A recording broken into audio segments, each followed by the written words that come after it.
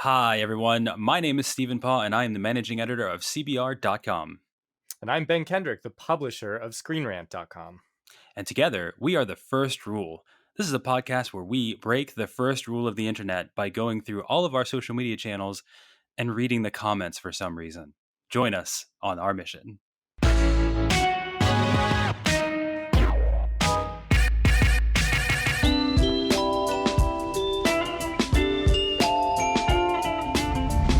We wrote an article called Green Lantern, HBO Max series includes gay hero, introduces new core members by associate news editor Tim Adams. Thank you, Tim. Like, we have known about this HBO Max series for about a year. I think it was like October 2019, at the end of October, that Berlanti first came out and was like, hey, this is a show. And that's when I just lost it. Um, but this we followed up on a Deadline report that Deadline broke this, and they said the drama will depict the adventures of a multitude of lanterns, including Guy Gardner, Jessica Cruz, Simon Baz, and Alan Scott. Interestingly, they note Earth's first Green Lantern, who, true to the comics, is a gay man, and many more. The series will also include fan favorites such as Sinestro and Kilowog, and will also introduce new heroes to the ranks of the Green Lantern Corps. Now, I think that one of the big things that a lot of people were taking away from this was not only the fact that folks like Hal Jordan and John Stewart were not mentioned in this, who are the two most known Green Lanterns, but also Alan Scott, who not only has been around since 1940 and had this previous story before DC retconned that, turned him into a gay man, indeed, in 2011 in Earth 2, which is a series by Nicola Scott and James Robinson, and they reinvented his character on this in this different dimension to make him a gay man, and that's true. He was also a straight man before, so a lot of people are taking umbrage with that change. Um, I don't like Alan Scott was not for me something a character that was really important. Like, he kind of fed into the mythos. His ring was completely different; it had different weakness, and it was based on magic and not technology. So is the whole thing that like a lot of hardcore old school characters are like, oh well, I liked his kids who were in themselves their own superheroes, and his wife who was a supervillain, and there was a lot of history there. So a lot of people are pissed off about that, which we'll get into. But I think that was like the biggest takeaway from that. We also say in our article, Green Lantern will be written by Seth Grahame-Smith from the Lego Batman movie, and Mark Guggenheim, who did, of course, Arrow, and he also did the much maligned 2011 Green Lantern movie. Graham-Smith will also serve as showrunner of the HBO Max series, and Jeff Johns, who, of course, helped redefine the Green Lantern mythos of DC recently after Rebirth, his thing. And he did a lot of stuff like Blackest Night. He did a lot of the seminal runs recently. Seth Grahame-Smith was also the one, like, he got his start because he wrote Pride and Prejudice and Zombies, right? And Was that Abraham him? Lincoln Vampire. Yeah. Yeah. Really?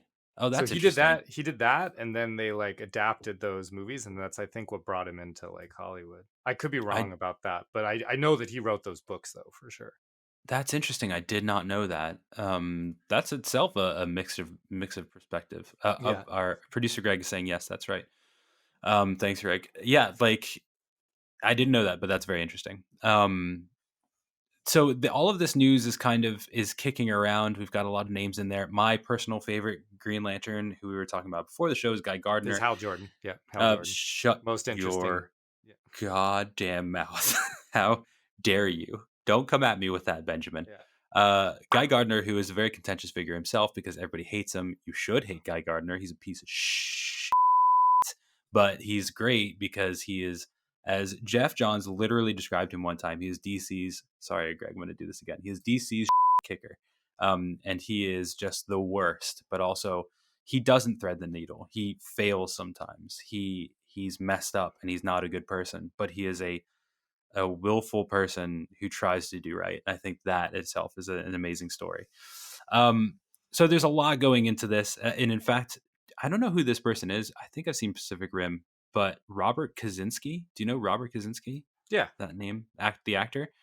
He wants to play Guy Gardner. I don't know who that really is, but sure, man, just be a jerk. And I think he was like, he said, I've been talking about Guy Gardner, this for the past 10 years, and I really want to play him. And that's like the first thing that he said that he really wants to play. I'm trying to So think of yes, what do that. else you would have seen Robert Kaczynski. You've seen this dude before, like in a lot of things. I may have. I know Um, I've seen Pacific Rim. I don't know if he was like the main dude in Pacific Rim, yeah, but he was not the main dude in Pacific Rim. He okay. uh he was the biker in Captain Marvel. So Oh, if you can picture that guy. I do know that. That's kind of funny. Yeah. That's kind of perfect because that would be definitely Guy Gardner. Very He's a Guy piece of Gardner. shit, and Captain Marvel would just beat him up. He's Yeah. most famous, perhaps, for getting punched out by Batman with one punch, uh, because he took off his ring. But I'll tell you something, and this is true, everybody. Batman is a sucker punching, just horrible person. Like he's just a sucker punching nothing. That's all he did. He like waited until he took off his ring and then he punched him. So wiener. I'm Okay, so yeah. I feel like there's going to be different slightly different conversations from our readers happening about this because we didn't really my readers as people who probably aren't quite as tethered to comics and are a little bit more tethered to like, movies and stuff like that didn't really bring up the original Green Lantern and sort of the gay controversy that you're alluding to was happening in the comments of your article. Ours was Yeah. mostly about Daniel Priest said, "No Hal, no Watch. Hal's the greatest of all time. All else are just supporting characters." Evan Raymond Arkello said, "The only Green Lantern interesting enough to carry a show is Hal Jordan. So this forced diversity show will be lackluster at best."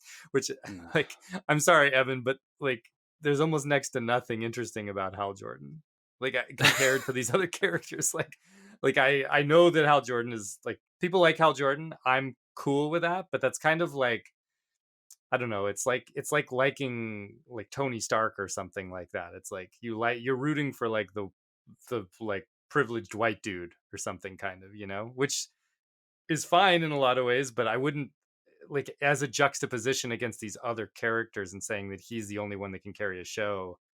Like I would say Jon Stewart absolutely could carry a show, and I think some of these other characters as a team can certainly carry a show. But the other so Jason Brandenburg said first by the dude who started the Arrowverse, so no, and second, it don't have Kyle Rayner or Hal Jordan in it, so even more no. So another Hal Hmm. Jordan supporter, but I am. This is the one thing that has me worried about this show is is that it's going to be in the like the mold of the Arrowverse, and that it's not going to take advantage of the fact that it's like HBO Max and HBO Max is kind of becoming, I feel like, a bit like the place where things like the Snyder Cut and some of the edgier stuff that you couldn't get on normal TV is sort of happening, like Doom Patrol Hmm. and those shows. Titans are going to live on HBO Max. um that feels like its own world. I was kind of hoping this would be a bit more in that world than in like the vein of the Arrowverse, even though there is no direct connection to the Arrowverse announced for this show yet, but it's hard for me to imagine there not being that temptation. Um, Yeah. So we also had someone comment on that, and that was one of the things that I wanted to highlight too. Alfredo Lopez says Green Lantern is a great sci-fi concept, but the involvement of Guggenheim, Johns, and Berlanti doesn't fill me with confidence. Their influence is a big red flag for me. And there have been, like we mentioned before, the much maligned, as I mentioned, 20 whatever Green Lantern movie yeah, is not good. And most of these people, I mean, who was it? Guggenheim and Johns both had input in that one, yeah, and it's not good. And I don't watch the CW shows because they're not really for me. Like they're high school dramas, kind of. It feels like no offense if you like that kind of thing, like, but I just don't, and it's not something I want to see. Um, so that does worry me. And HBO Max did that was Watchmen, right? Like they did yep, Watchmen, and that was yeah. I mean, landmark HBO did Watchmen, television. right? HBO, So yeah. yeah, But HBO Max, like, yeah, so they're just like yeah, kind of putting it out or whatever. And yeah, that was landmark television, in my opinion. They could have something like this, but if they do the old tropes and stuff like that they've done so far, it's not gonna be great. I think, but we'll see what happens. yeah. I just that piece of it to me was kind of the wet fart at the end of what was otherwise like, oh, this is happening, like, and there's momentum here, and like we're actually going to see this show. it's by these guys like always still feels like the anchor that's kind of pulling my interest down a bit. But Yeah, I agree. The actual format of this show, though, I think is going to inform what they do with it, and I think it could, as a CW show, go either way. But we had a couple of commenters say what they hope to see in this. I previously had talked to my brother about this, and I go, it would be great if this Green Lantern show was a police procedural. And he goes, "Oh, you mean like Cops, like the show Cops?" I'm like, "No, no, no, not like they're doing a ride along." But then I was like, "Wait a minute, that actually would be wicked." yeah, Like, think about you doing a ride along with Green Lanterns with like Guy Gardner and whomever, Jessica Cruz. That would be wicked, amazing, cool. Especially as a commentary on kind of where we are with police and everything else right now. But Ian K. Lawrence said if they style this series like an intergalactic version of Law and Order, it'll be a hit. Because remember, the Green Lantern Corps are space cops. Make it more like Buck Rogers. That's kind of cool. yeah, I could see that going on. One of our top fans, Alex Brazier, says, "Hear me out. Brooklyn Nine-Nine in space," and I'm okay with that too. yeah. To be honest, like they could do that. They could do a lot with this show, and I think HBO could cater it or tweak it in a way that could really hit on humorous tones, on truly dramatic tones, and do something in a superhero show that has never been done before. Yeah, I'm hoping it's kind of like a case of the week or sort of freak of the week type show that kind of plays into some of the Arrowverse shows that are like freak of the week, but because of it being this like intergalactic sort of, you know, like sandbox that you could play with, like it's not just freak of the week like, when you're on Smallville, it's like, okay, what's the excuse for some superpowered person to show up in Smallville right now, right? It's like if they are intergalactic cops basically and they're showing up on other planets or they're, landing on the moon and dealing with something with Sinestro, then that's like wide enough for me in terms of it being sort of a freak of the week type show.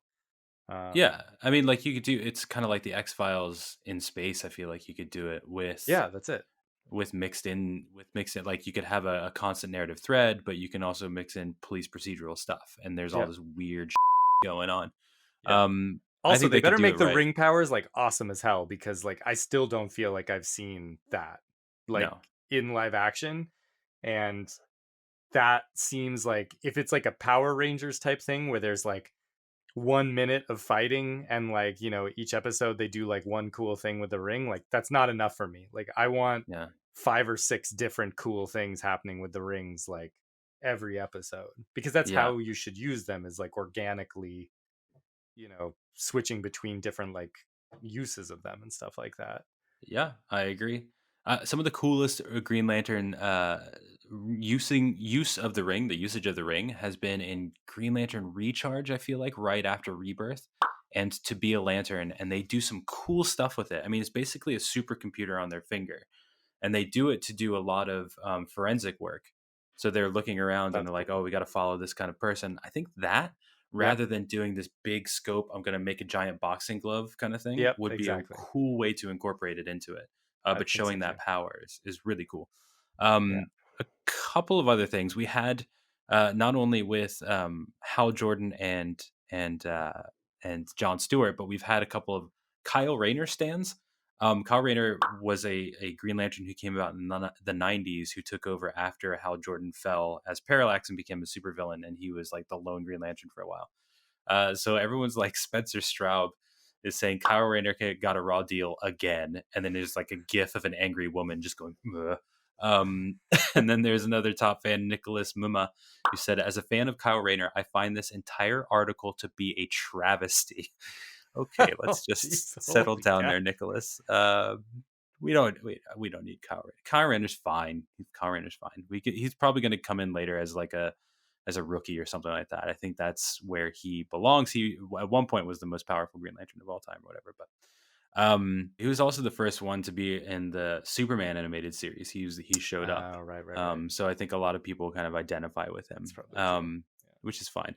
We had a couple of Alan Scott things that I'll just breeze through real quickly. Raymond Guimont Gumont says, no need for Alan Scott. It should be focused on Guy and John for human core members. Really hope they try to establish the emotional spectrum through the series over time. And Hendros Setiawanto says, maybe before he was openly gay in the present day, and a lot of people had this whole issue with him being gay. He's still married with Molly in the past to give him his children, Obsidian and Jade, who are his kids who have superpowers. HBO Max on their Twitter confirmed that the series was spinning through decades and galaxies, so maybe it's a periodic time series. And that would be kind of cool. So you're saying Alan Scott, the original Green Lantern, you're looking back at him, seeing what's going on in the past. At the same time, you're doing a kind of This Is Us situation where they're in the future or whatever, and then you near the twain shall meet, and they'll kind of sync up there. Yeah, that could be cool. The last thing I wanted to mention is just Nicola Scott, who actually helped create the 2011 version of Alan Scott. She retweeted one of our stuff and said, "Yay, our gay Alan," and a little green heart. As I said, she helped create that version of the character, which with James Robinson for Earth 2, which you should check out. Actually, it's really cool. What they did with his character is amazing and gave him crazy powers in it. So I'm excited. If you couldn't tell, I'm excited for the show. I'm pumped about it, and I'm ready for it to happen.